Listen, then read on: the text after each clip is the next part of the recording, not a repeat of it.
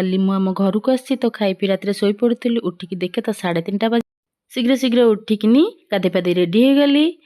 ହାय friend, ସମସ୍ତଙ୍କୁ ନମସ୍କାର, ଜୟ ଜଗନ୍ନାଥ। ତ ମୁଁ ରେଡ଼ି ହେଇଯାଇଛି। ଏବେ ଆମେ ଯିବୁ ଡଙ୍ଗା ଭସେଇବା ପାଇଁ। ପ୍ରଥମେ ଯାଇକିନି ମୁଁ ଆମ ଠାକୁରଙ୍କ ଘରେ ପ୍ରଣାମ କରିଦେଲି। ବୋଉ ଠାକୁର ପୂଜା କରିଥିଲେ ତ ମୁଁ ପ୍ରଣାମ କରିଦେଲି। ତାପରେ ଯାଇ ଦେଖେ ତ ଦାଣ୍ଡରେ ଭୋଜି ଚାଲିଛି।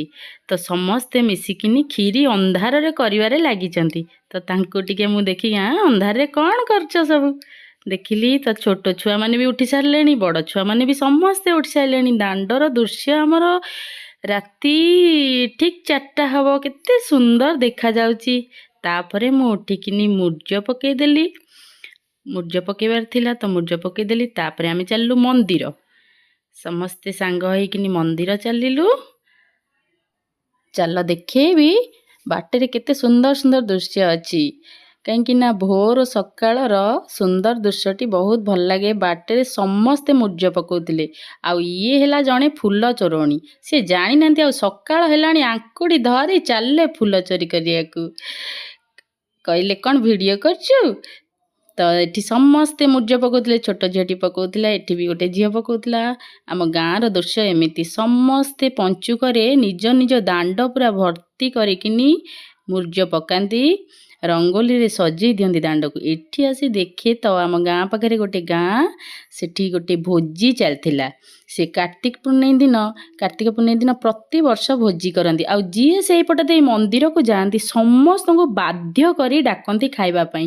ଆମକୁ ବି ବହୁତ ବାଧ୍ୟ କରି କହିଲେ ଯେ ମନ୍ଦିର ଆସିଲା ବେଳକୁ ଖାଇକି ଯିବ। ତ ମୁଁ ଦେଖିଲି ସମସ୍ତେ ଖାଉଛନ୍ତି।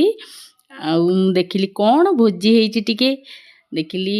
ତ ଖେଚେଡ଼ି ଡାଲମା ସବୁ ହେଇଥିଲା। ସମସ୍ତେ ମନ୍ଦିରରୁ ଆସିଲେଣି। ମୋ ମନ ଖାଲି କ'ଣ ହେଇଯାଉଥାଏ। ତ ଆମେ ଶୀଘ୍ର ଶୀଘ୍ର ଚାଲୁ, ଚାଲ ଆଗେ ଆଗେ ଡଙ୍ଗା ଭସେଇ ମନ୍ଦିର ଦର୍ଶନ କରି ଚାଲି ଆସିବା।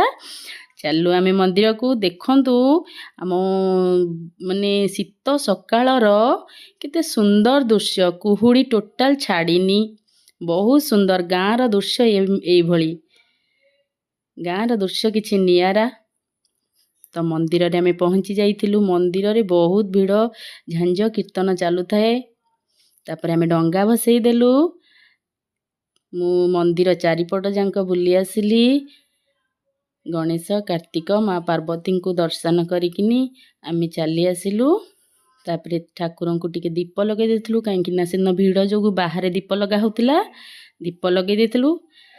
ତ ଦୀପ ଲଗାଇ ସାରିଲା ପରେ ଆମେ ଭିତରକୁ ଗଲୁ। ଭିତରେ ବହୁତ ଭିଡ଼ ଆଜ୍ଞା, ଭିତରକୁ ଯାଇ ହିଁ ହେଉନଥିଲା। କାହିଁକିନା ସମସ୍ତେ ଡଙ୍ଗା ଭସେଇକି ଦର୍ଶନ କରିବାକୁ ଆସୁଥାନ୍ତି। ତାପରେ ଆମେ ଗଲୁ ମନ୍ଦିର ଭିତରକୁ ଯେମିତି ପାରେ ସେମିତି। ଆଉ ଠାକୁରଙ୍କୁ ଦର୍ଶନ କଲୁ। ଠାକୁର ତ ଫୁଲରେ ପୁରା ସଜା ହେଇଥାନ୍ତି, ବହୁତ ସୁନ୍ଦର ଦେଖାଯାଉଥାନ୍ତି। ଠାକୁରଙ୍କୁ ଦର୍ଶନ କଲୁ, ବହୁତ ଶାନ୍ତି ଲାଗିଲା।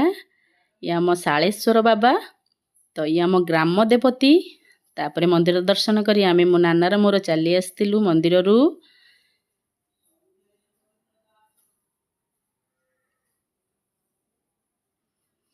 ତାପରେ ଆମ ଘର ପାଖରେ ଆମ ଇଷ୍ଟ ଦେବ, ଯେଉଁଠି ଆମେ ରାତି ପାହିଲେ ପ୍ରଣାମ କରୁ, ତାଙ୍କୁ ମୁଁ ଦର୍ଶନ କରିନଥିଲି। ତ ଆସିକିନି ସାଙ୍ଗେ ସାଙ୍ଗେ ଆମ ହରି ଗୋସେଇଁ, ଏଠି ପ୍ରଭୁ ଶ୍ରୀରାମ ଅଛନ୍ତି, ଆଉ ହନୁମାନ ଅଛନ୍ତି, ଶାଳଗ୍ରାମ ଅଛନ୍ତି। ଏଠି ମୁଁ ପ୍ରଣାମ କରିଥିଲି। ଏଇଠି କ୍ଷୀରି ଭୋଗ ହେଉଥିଲା। ପ୍ରତି ପୂର୍ଣ୍ଣମୀରେ ଏଠି ଭୋଗ ହୁଏ କ୍ଷୀରି ଭୋଗ। ତାପରେ ମୁଁ ମୁର୍ଜ ଭୋରୁ ଭୋରୁ ପକେଇଥିଲି, ଦେଖିନଥିଲି। ତ ମୁର୍ଜ ଦେଖିଦେଲି କେମିତି କ'ଣ ହେଇଛି, ବହୁତ ସୁନ୍ଦର ହେଇଛି। ତ ମୋ ସାନ ଭଉଣୀ ଜଣେ ମୁର୍ଜ ପକାଉଥିଲା। ମୁଁ କହିଲି ତୋର ସରିନି? ସେ ତ କରୁଥିଲା ବହୁତ ବଡ଼ ମୁର୍ଜ ନା, ଶିବ ପାର୍ବତୀଙ୍କ ମୁର୍ଜ କରୁଥିଲା। ତ ତାର ସରିନି। ଆମ ଘର ପାଖରେ ଜଣେ ବୋହୂଟି ଦେଖନ୍ତୁ କେତେ ସୁନ୍ଦର ମୁର୍ଜ ପକେଇଛନ୍ତି। ଘଟଗାଁ ତାରିଣୀ ଯେମିତି ମନ୍ଦାର ଭିତରେ ତାଙ୍କରି ଅବିକଳ ପୁରା ଯେମିତି ତାରିଣୀ ଓହ୍ଲେଇ ଆସୁଛନ୍ତି ସେମିତି ଲାଗୁଥାଏ। ବହୁତ ସୁନ୍ଦର କରିଛନ୍ତି। ଦେଖିଲି, ବହୁତ ଭଲ ଲାଗିଲା, ବହୁତ ସୁନ୍ଦର ଦେଖାଯାଉଛି। ପୁରା କେଉଁଠି କିଛି ଭୁଲ ହେଇନି। ତ କ୍ଷୀରି ବଢ଼ା ହେଉଥିଲା। ଛୋଟ ଛୁଆମାନଙ୍କୁ ଦିଆହେଇଛି କ୍ଷୀରି ବାଢ଼ିବା ଦାୟିତ୍ୱ। ଛୋଟ ଛୁଆମାନେ କ୍ଷୀରି ବାଢ଼ୁଥିଲେ, ମୋତେ ଦେଲେ ଗୋଟା ଠୋଲି। କ୍ଷୀରି ଆଣିଲି ତାଙ୍କଠୁ ପ୍ରସାଦ। ପାଇଲି ବହୁତ ବଢ଼ିଆ ଲାଗୁଥାଏ। ପ୍ରସାଦ ମାନେ ବହୁତ ବଢ଼ିଆ ଲାଗୁଥାଏ।